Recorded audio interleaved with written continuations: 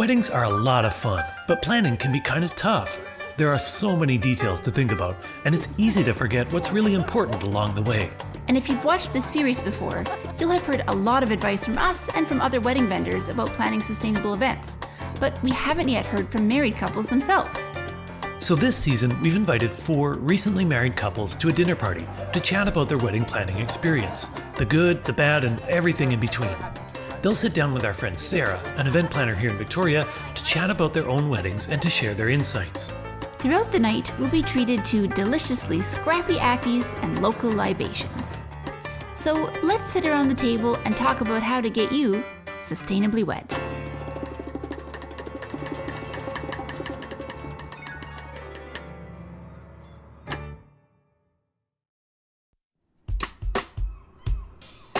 Well, welcome to our dinner party.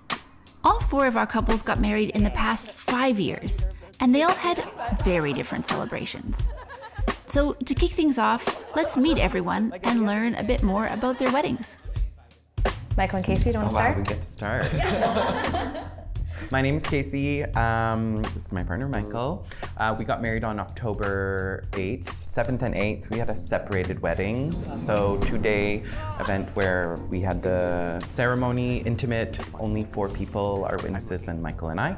And then the next day we had our fake ceremony with all our friends and family. And a drag brunch. So that kind of sums it up. And Beautiful. Lovely. I'm gonna let you take this one. You did most of the planning. So Rad and Rob, AKA R squared, now are cubed because of our son.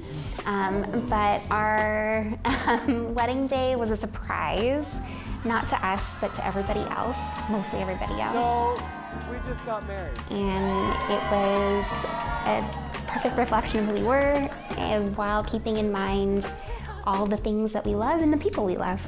I love that. Yeah, it was a lot of fun. We're Simon and Allie, and our wedding day was pretty DIY. We're very lucky that our rental has an enormous backyard, and that was the foundation of most of the wedding. We did the ceremony at a park, Tower Point? Yeah, Tower Point, and the reception in our backyard. Yeah. And we made it look like a, I don't know, It looked professional. Yeah. It was like a professional venue. that's what everyone said. Lots of help from friends and family. So it was. And you were during COVID? Yeah. Yeah. Nice. So that extra fun thrown in. Just to spice it up. Excitement changes.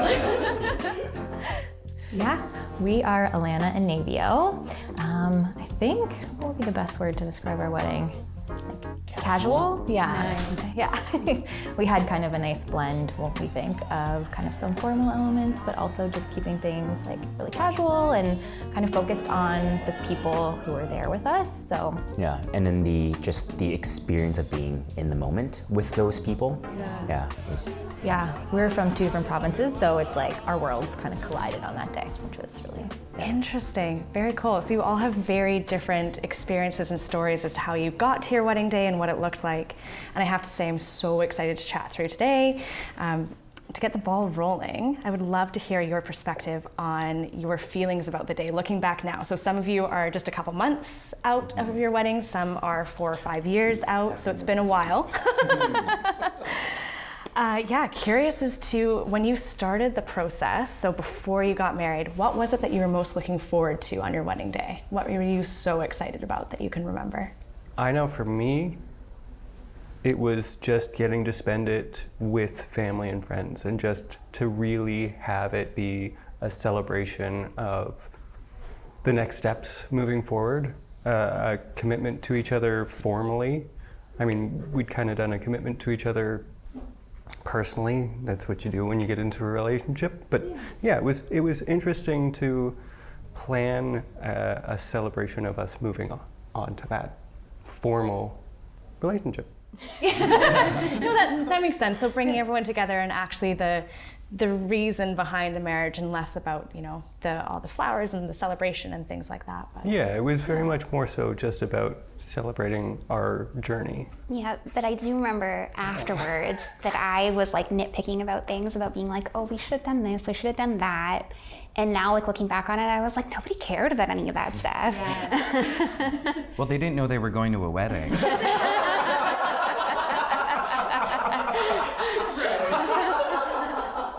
That is very true. Yeah. Was anybody like offended, or was anybody?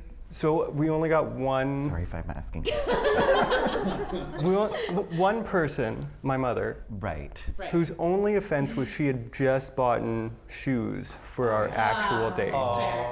And it was very much said with levity. She was not serious about it, but during you guys perfectly captured it in the video. It's me hugging my mom, and in my ear she's whispering, "You couldn't have waited? I just bought shoes for your event." Okay, I'm excited to talk about this when we get to like the parents and guests part of everything. But yeah, that makes sense. Bringing together family and friends and having that maybe similar to Navio and Alana, what you were most looking forward to? Oh, no. Yeah. I think for me, it was really important for us to focus on the experiences we made and we're going to have with guests. Whereas for Alana, I was focused more on the memories, like keeping and preserving the moments that we had with our favorite people. So yeah, I was like, video, photography, and Navy was like, well, what are we going to take pictures of? Food, drinks, right? So good balance. So it being a creation and capturing. Yeah. So it worked out like organically too. I don't think we planned for it that way. No. Simon and Allie, most looking forward to? Yeah, I was looking forward to family and friends and all that good times. Good times. Yeah. We often joke that we like did it for the party. Yeah. You know, and we really didn't want the party to end. Yeah. Like we were the last ones up. Yeah. We didn't, well, because we had it at our house. So we couldn't. Venue owner too. Yeah. So we were like, well, until everyone leaves, we gotta stay up. No, they didn't. People crashed couches and stuff, but it's like I just have the most tremendous like warmth when I think of that time and day and the people, and like I feel like we did it right because we love our friends and family so much, and it was really for them. It had nothing. Yeah, totally. Very cool. All right, Michael and Casey. I think for us, I was really looking forward to just the celebration. Like, I think that's the key, and everyone that we love just having a good time. That was top priority, I think, for us. Because we didn't really, like, the food. Personally, I was like, we've been living together for like 4 years. Like, we were married. Like, we were like, common law, like essentially, like, you know, but we just wanted to have, and then COVID happened, and we were hemming and hawing about, do we really need to do this? Do we want to do this? But at the end of the day, that was like having a wedding is such, it's momentous, and it's a symbol for a reason. And I think that's just like a moment for everybody to come together, everyone that you love, and share that. So that's something that we really cherished and something that I was looking forward to, and everybody had a good time. So which was just Michael and I had many conversations about how many people should be at our wedding, and you know, to make it a momentous occasion. He wanted it to be intimate, and you know, in all seriousness, like for two gay men to be open about their love and to share that with people was super important for us. And so there were a lot of, you know, choices that we made that like represented that or tried to capture that. That was very, very important for us. And the food, so much like the memories and the like, you know, what are we gonna do? The food was a huge important. We're huge foodies. And so experiencing that was really important for us.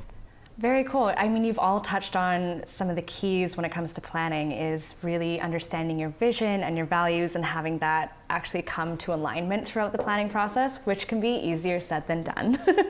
I definitely find with couples, and maybe you found this too, but it's so easy to get pulled in all these directions and fall down like the Instagram rabbit hole or the Pinterest, the Pinterest mood boards. And it's really tempting to want to do everything. So I'm curious, now that you've outlined a little bit about what those were, what you're most looking forward to, more about how you got there. Did you sit down and like set out your main goals? Was it a lot of conversations? Did we break open a bottle of wine?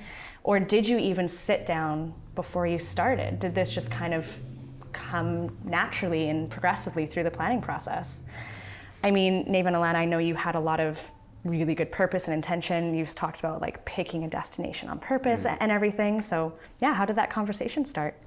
Yeah, I think we did start with a conversation about priorities, and we had some like non-negotiables that we really just wanted to make sure that we had. And like I said, for me, that was like the memories, and for Navio, like food, drink, music, the experience. So I think that that kind of kept us going whenever we felt like we were getting like a little bit kind of pulled in a certain direction. We'd be like, how does this like align with our vision that we want? So.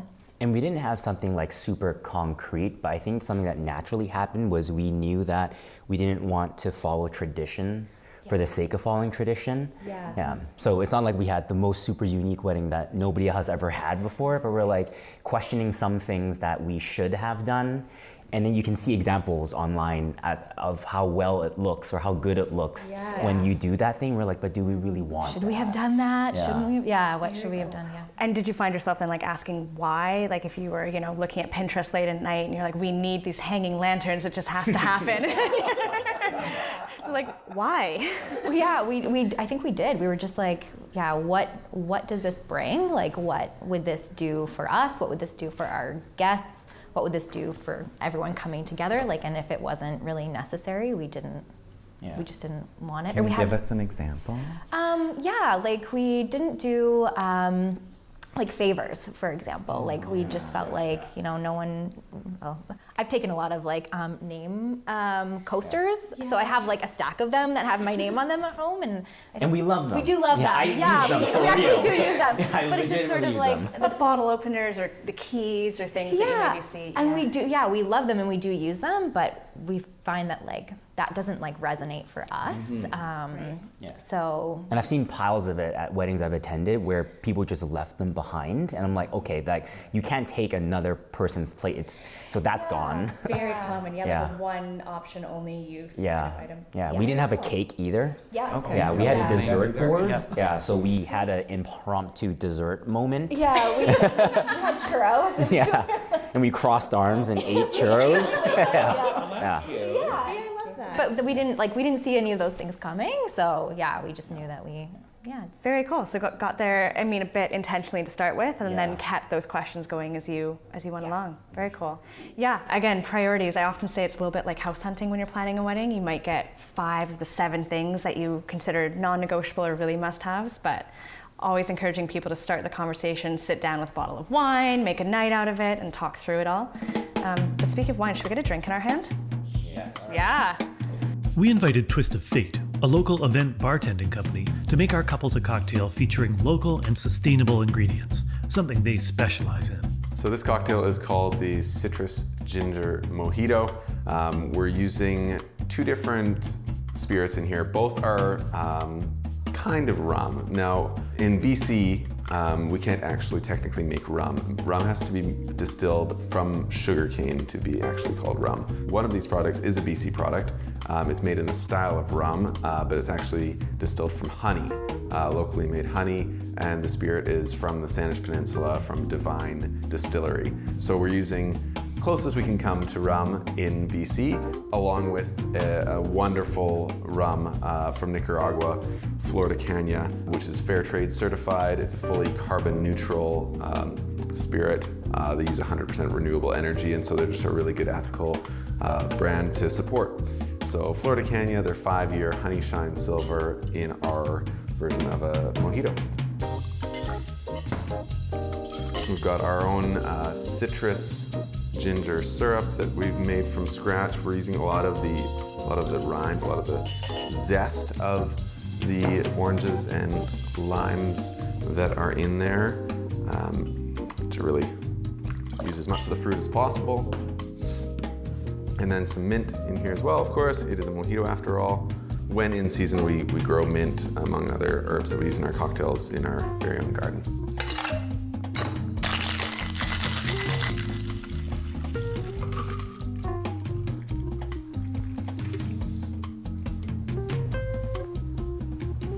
here we have our citrus ginger mojito. All right. Cheers, everyone. Cheers. To wedding planning. Yeah. Cheers. Nice. Yeah. Cheers. Cheers. Cheers. Cheers. Oh, wow. That's good. Very nice. Okay, so we've got a cocktail in hand. We've talked about the plans that we started with anyway.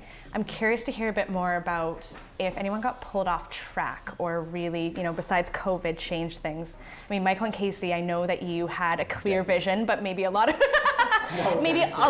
of ideas that were floating around. Did you find it hard to not get, pulled in every direction? Yeah, sure, go ahead. Okay, why not? We had a moment, it was called the mood board moment. So throughout the planning process, there were clear moments where we were, making decisions, and they were mostly budget related. So it was like, we started with a budget, we were, coming back to it, updating it. But then randomly, there would be these moments where there would be ideas coming at us at like 5,000 miles an hour. And one time specifically, we were at a nice restaurant in Calgary. We had just come from the mountains. I was like, let's enjoy this. And Michael was having what I called a mood board moment. Like, we should do that. And oh my gosh, we'd have this. And immediately I started thinking like, okay, well, how much is that gonna cost? And who's gonna do that? And I would spiral like the opposite direction.